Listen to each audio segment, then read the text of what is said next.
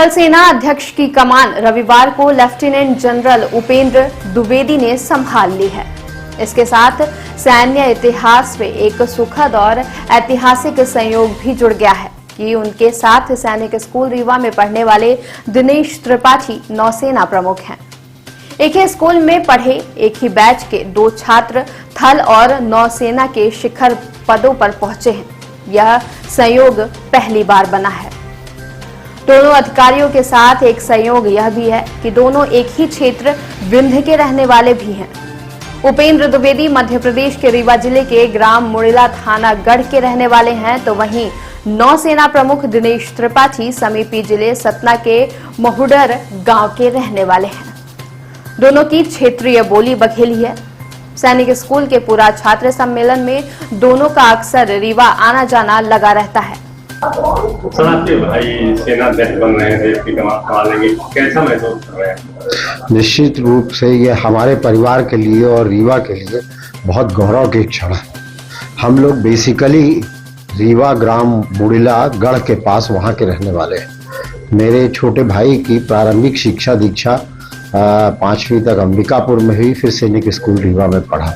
मैं सबसे बड़ा भाई हूँ। मैं यहाँ अधिष्ठाता के पद पर था और 2019 में रिटायर हुआ। मेरा छोटा भाई चीफ इंजीनियर भोपाल में था। ये सबसे छोटा भाई है, मुझसे 10 वर्ष छोटा था। मेरे पिताजी की इच्छा थी कि ये मिलिट्री ऑफिसर बने। उन्होंने इसको सैनिक स्कूल में एडमिशन दिलाया और मेरे संरक्षण में ही ये रीवा सैनिक स्कूल में पढ़ा।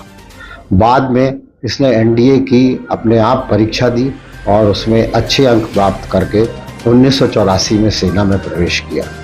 तब से लगातार वो उन्नत करता रहा। आप सब लोगों की शुभकामनाएं से आज वो सेना के सर्वोच्च पद पर पहुंचा है। सर, आपको कब पता चला और कैसे माध्यम से? पिछले महीने ऐसी आशा की जा रही थी कि वो सेना अध्यक्ष का पद लेगा, मगर ये चुनाव होने की वजह से और कुछ स्थिति स्पष्ट न होने के कारण 1 महीने बाद यह संभव हो पाया। और वो वाइस चीफ पिछले 6 माह से था, सेना का सबसे वरिष्ठतम ऑफिसर था। और कल शाम को हम लोग रात को टीवी देख रहे थे तो उसमें स्क्रीन में नीचे लिख कर आया, तब हमें पता चला। तब तक और लोगों ने भी देख लिया था और फिर मुझे फ़ोन पर सबने खबर की। निश्चित ही हमारे रीवा विंध्य प्रदेश के लिए ये एक बहुत गौरव की बात है, जबकि सेना के सर्वोच्च पद पर हमारे रीवा का और हमारे परिवार का सदस्य है। सर, 140 करोड़ जनता की सुरक्षा का भार एक रीवा के लाल के कंधे पर है, तो ऐसे में कैसा गौरव महसूस कर रहे हैं आप? मेरा छोटा भाई उपेंद्र द्विवेदी एक सेना का अनुशासित सिपाही है। वह नॉर्थ ईस्ट हो चाहे नॉर्थ इंडिया हो, वो लगभग हर जगह पोस्टेड रहा। संयोग से उसकी पोस्टिंग बॉर्डर में सबसे ज़्यादा रही। लद्दाख, लेह, जहां आज लोग पहुंचना बड़ा मुश्किल समझते हैं, जम्मू और कश्मीर, और चाहे वह अरुणाचल प्रदेश हो, मेघालय हो, लगभग वह हर जगह वहाँ के सर्वोच्च पदों में रह चुका है। इसके अलावा उसने विदेशों में भी पीस कीपिंग फोर्सेस में भी काम किया है। उसे सर्वोच्च नेतृत्व का काफ़ी अनुभव है और मुझे विश्वास है कि सेना में वो नए आयाम स्थापित करेगा। सेना में जाने की प्रेरणा कहाँ से मिली थी, कैसे? वो सिर्फ पिताजी ही हमारे थे जो कि इसके मूल उनकी सोच थी कि मेरा एक बच्चा डॉक्टर बने, एक इंजीनियर बने और एक मिलिट्री ऑफिसर बने। तो जैसे भी हो, ये पिताजी की इच्छा थी जिसके कारण ऐसा संभव हो पाया। निश्चित रूप से मेरे माता पिताजी ये उसकी सफलता के लिए सबसे ज़्यादा जिम्मेदार है। इनके बैच के कई अन्य छात्र जो अब रीवा एवं आसपास के जिलों में विभिन्न पदों पर हैं।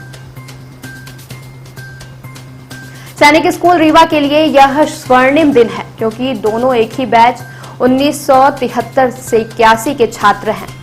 यहां से पढ़कर निकले एक ही बैच के 2 पूरा छात्रों को 2 सेनाओं का नेतृत्व करने का अवसर मिला है। स्कूल के सतपुड़ा हाउस के वर्ष 1973 से 1981 तक छात्र रहे एडमिरल दिनेश त्रिपाठी ने बीते महीने ही नौसेना प्रमुख की कमान संभाली है। उसके बाद अब नर्मदा हाउस के इसी बैच के छात्र रहे उपेंद्र द्विवेदी को नया आर्मी चीफ घोषित किया गया है।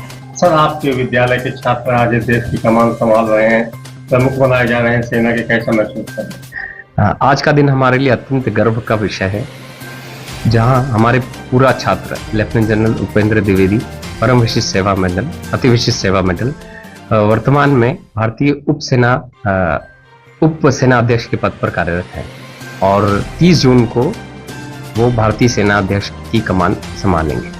सैनिक स्कूल इतिहास के अवसर में यह पहली बार है जब भारतीय नौसेना के अध्यक्ष और भारतीय थल सेना के अध्यक्ष दोनों ही सैनिक स्कूल रीवा के पूरा छात्र हैं। यह सैनिक स्कूल रीवा के परिवार, सैनिक स्कूल रीवा के सभी छात्र, सभी कैडेट्स और सभी लोगों के लिए अत्यंत गौरव का विषय है, जहां हमारे पूरा छात्र इसको लेकर अत्यंत उत्साहित हैं। हमारे स्कूल के छात्र जो हैं वो इनसे शिक्षा लेंगे और इन्हीं के नक्शे कदम पर आगे बढ़ने की कोशिश करेंगे। मैं विद्यालय परिवार की ओर से लेफ्टिनेंट जनरल उपेंद्र द्विवेदी अति विशिष्ट सेवा मेडल, परम विशिष्ट सेवा मेडल, अति विशिष्ट सेवा मेडल का भारतीय थल सेना अध्यक्ष नियुक्त किए जाने पर हार्दिक बधाई देता हूँ। इसके पहले भी सेना के विभिन्न पदों पर सैनिक स्कूल रीवा के छात्र रह चुके हैं। लेफ्टिनेंट जनरल उपेंद्र द्विवेदी ने 15 दिसंबर 1984 को सेकंड लेफ्टिनेंट के रूप में ज्वाइन किया था। इसके बाद वह captain, major, lieutenant colonel, colonel, brigadier, major, general lieutenant, general आदि पदों पर रहते हुए कई महत्वपूर्ण अवार्ड भी हासिल कर चुके हैं। सेना के सबसे अहम अवार्ड में शामिल परम विशिष्ट सेवा मेडल और अति विशिष्ट सेवा मेडल सहित अन्य कई मेडल हासिल कर चुके हैं।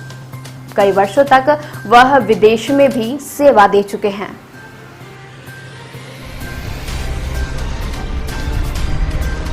It is a moment of immense pride and honor for me to be assigned the responsibility to lead the Indian Army. The glorious traditions of the Indian Army rest on the legacy of valor and sacrifice of our soldiers. On this occasion, I pay my solemn tributes to the brave hearts who made supreme sacrifice in the line of duty. The geopolitical landscape is changing rapidly and technology is evolving at a very fast pace. The Indian Army faces a unique operational challenges, and to remain prepared for such threats and distinctive requirements, it is crucial that we continuously equip our soldiers with the state-of-the-art weapons and technology, and also continue to evolve our war-fighting strategies. The Indian Army is on the path of transformation, and we aspire to be Atmanirbhar. To achieve this, we will encourage indigenous initiatives and induct maximum war systems and equipment that are manufactured in our country. It will be my endeavor to ensure that the Indian Army is always ready to operate in the full spectrum of conflict, maintaining complete synergy with Indian Navy, Indian Air Force and other stakeholders. This will ensure that India's interests are secured and we become a major pillar of nation building to achieve the vision of Viksit Bharat 2047. It will be my priority to ensure that the interests and welfare of all ranks and defense civilians of the Indian Army are looked after. My responsibility towards the veterans, Veer Naris and their families is a sacred commitment, and I assure this extended family my full support. I am fully conscious of the responsibility assigned to me, and I assure the country and fellow citizens that the Indian Army is fully capable and ready to face all current and future challenges. Jai Hind. Dhanyavad.